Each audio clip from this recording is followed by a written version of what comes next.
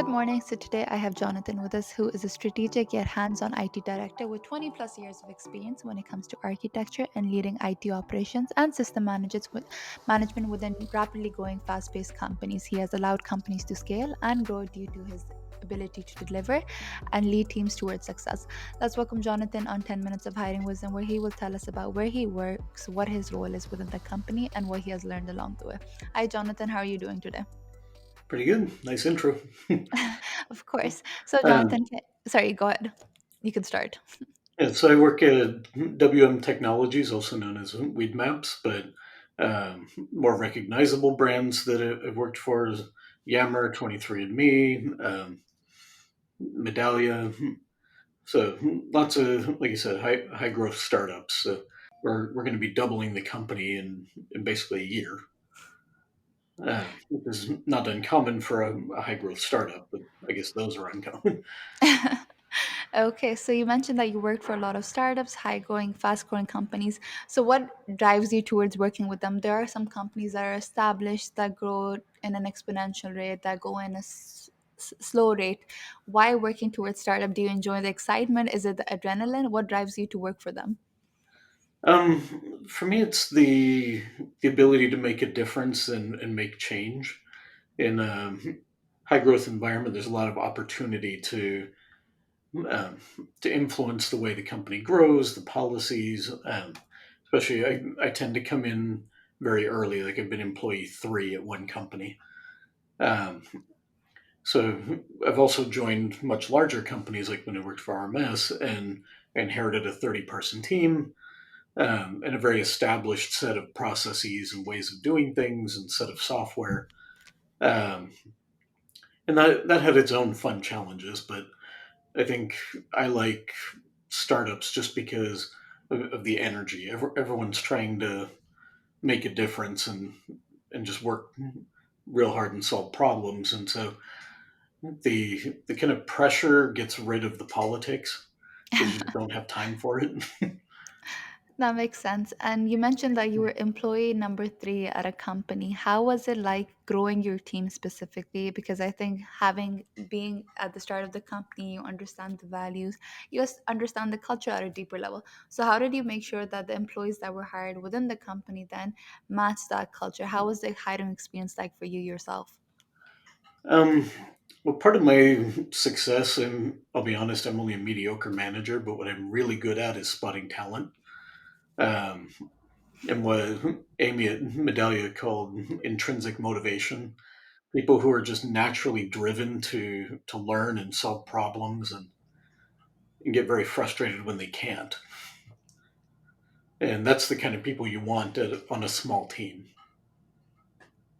Okay, so I'd love to hear more about hiring. So you mentioned that you found people that are talented. So how do you Mhm. measure someone's intrinsic motivation? Because it's not that obvious. It's not something like you see that's obvious to the eye. So how do you make sure someone is intrinsically motivated as opposed to extrinsically?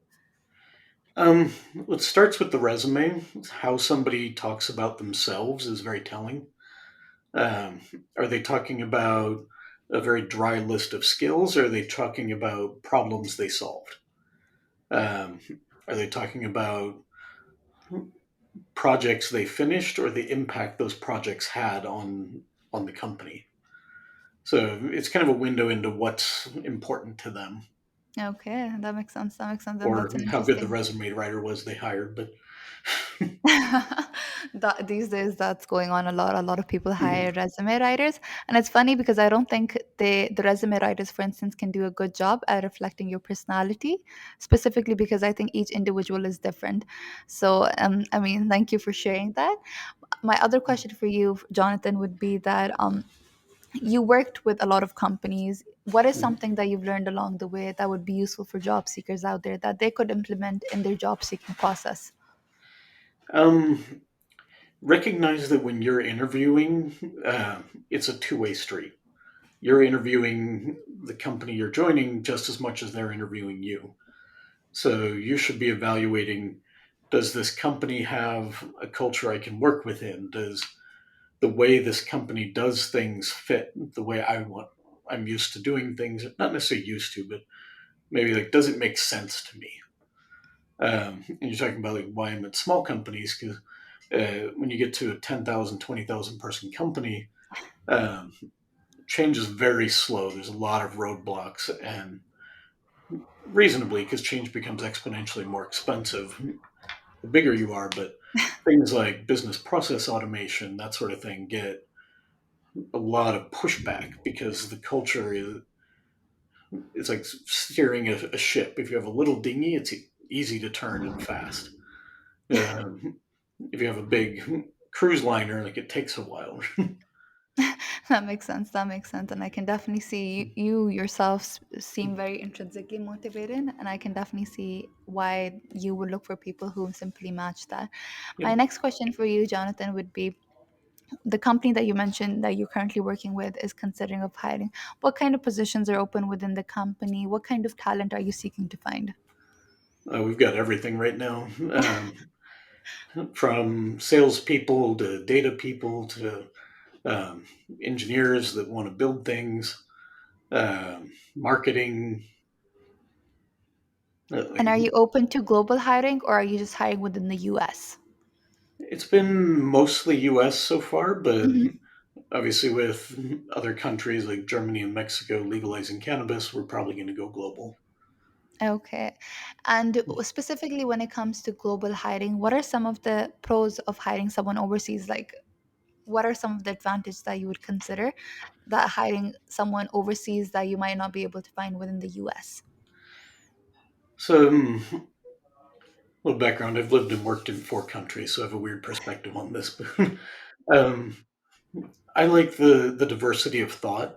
Like when you're building a team, you need people who think differently. If everybody thinks the same way, like you're always going to do the same thing and solve problems in the same way. And that could be fine, but usually it's not. Like usually you want a little bit of friction, a little bit of debate to come at the right answer.